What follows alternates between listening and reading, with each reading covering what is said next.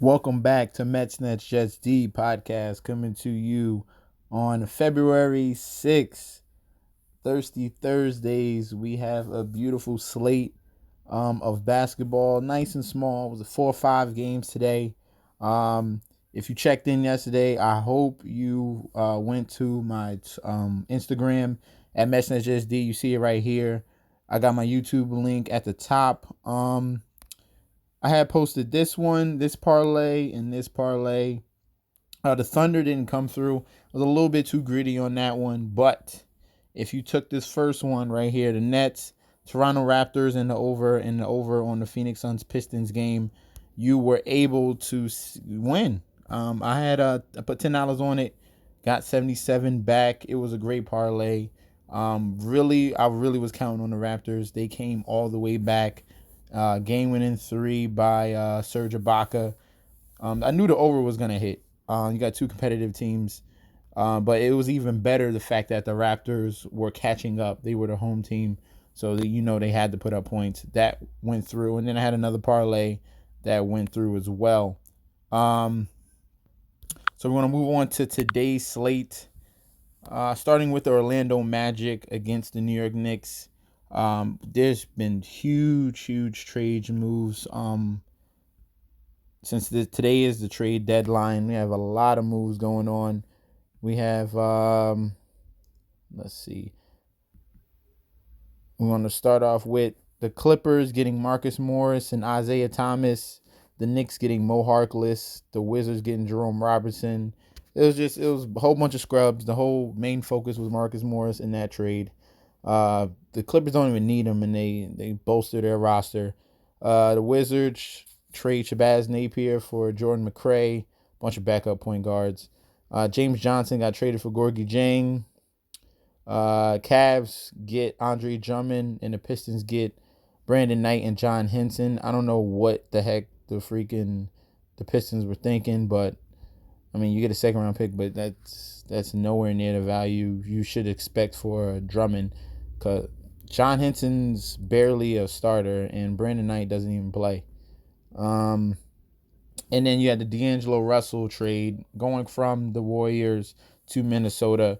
Just a ton of news that you have to factor in today's NBA slate. So, like I said, Orlando Magic against the New York Knicks. The New York Knicks will be without Marcus Morris, their leading scorer.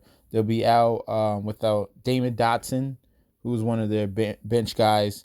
So you gotta, and Reggie Bullock is a game time decision. So pretty much you're focusing on Elfrid Payton and Julius Randle as their 1-2 punch, which is ugly. And then you Magic, which is clearly a better team than the New York Knicks. Markelle Fultz has been playing better. Evan Fournier is a very good 3-point shooter, and Gordon can jump out the gym. And they're gonna have trouble dealing with Vucevic. This game, I'm definitely taking the Magic and the -3.5. I feel very confident in the Magic today, handling business in New York. I would even take the Magic to win by 10 points plus in this matchup, okay? Next, we're going to go to the Philadelphia 76ers against the Milwaukee Bucks. Milwaukee Bucks come in red hot, number one team in the NBA, especially in the Eastern Conference. They deserve to be 9-point favorites against the Philadelphia 76ers. 76ers struggle on the road a lot. They are not good on the road. Currently, let's see. Currently 9-18 on the road. That is a trash record on the road.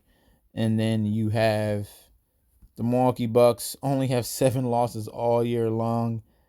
And the 76ers are 2-10 out of the last 12 road games, which isn't good as well. Philadelphia beat the Milwaukee Bucks in the first matchup in December 25th. But I feel a little revenge coming on. Give me the Milwaukee Bucks money line, and I think they do cover that -9. 76ers have been getting embarrassed all along this road trip, and I think it's going to continue. I don't know if it's going to be as bad as the other games that they had. They lost to Miami by 31. They lost to Boston by 21, and they lost to the Hawks by 10. So this is just bad. And then you got a well-oiled machine in Giannis and his crew. Give me the Bucks. Next game, we have the New Orleans Pelicans against the Chicago Bulls. This game, we have Pelicans favored by minus 210, which is fair. Bulls are the worst team in this matchup, clearly. Do we have any injuries? We're waiting on Tomas Satoransky. There's no Markkanen. There's no Wendell Carter Jr. There's no Gafford. There's no Valentine. They're pretty much running Zach LaVine and Thaddeus Young and Luke Cornett. It's ugly. Give me the Pelicans in this matchup. They clearly have more talent. Drew Holiday, Lonzo Ball, Brandon Ingram having a huge year, and then Zion Williamson is gonna destroy them. He doesn't have to deal with Giannis like he did last game, where he had a very poor, efficient night from the field. He's not gonna have to deal with that type of defender against the Bulls. Give me the Pelicans. Give me the -5, and I do like the over in this game. Next game. These last two games are kind of trappy. Okay. The San Antonio Spurs coming to Portland Trailblazers. Trailblazers finally showed their true color, getting their behinds kicked. What was it? Against the Jazz? Was it the Jazz? No, it was against Denver. They got destroyed against Denver. Damian Lillard is the key to that Portland Trailblazers team. When he struggles, the whole team struggles. He had a bad history against Denver. Never scoring over. He scored 39 points, but he never scored 40 points or over. But most of his games were like in the 20s and in the high teens. So he struggled against Denver. Same thing happens against the Spurs. He only averages 22 points against the Spurs. This game I'm staying away from, but I'm leaning toward, looking at all the betting trends, I'm leaning toward the plus side of the Spurs because they tend to cover against the spread. So I like that plus 3.5 if you want to add more.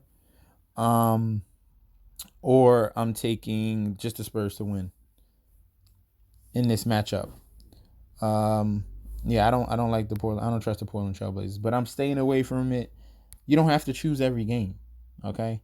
Choose the games that you feel most confident in and make a parlay around that, or just do single bets. Next game, last but not least, we have the Houston Rockets going to LA. This game is tricky for me because I do like the Rockets. Lakers are hot right now, but this is a team that they're gonna have to make their threes, and they're probably gonna have to go small.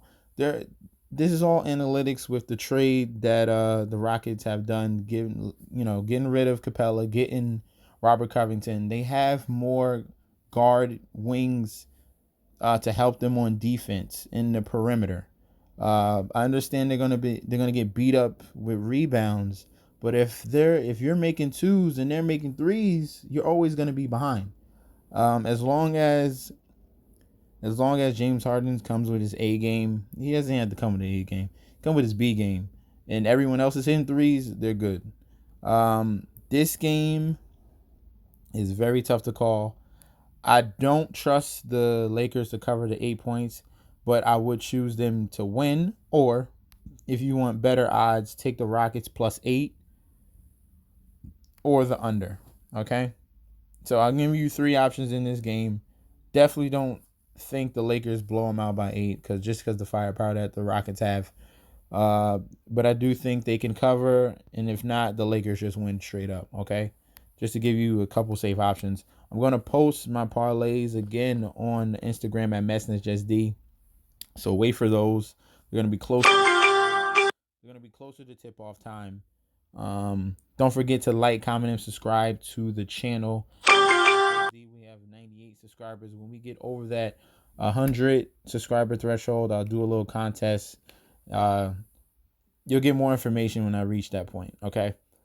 But I'll send some PayPal money. All right.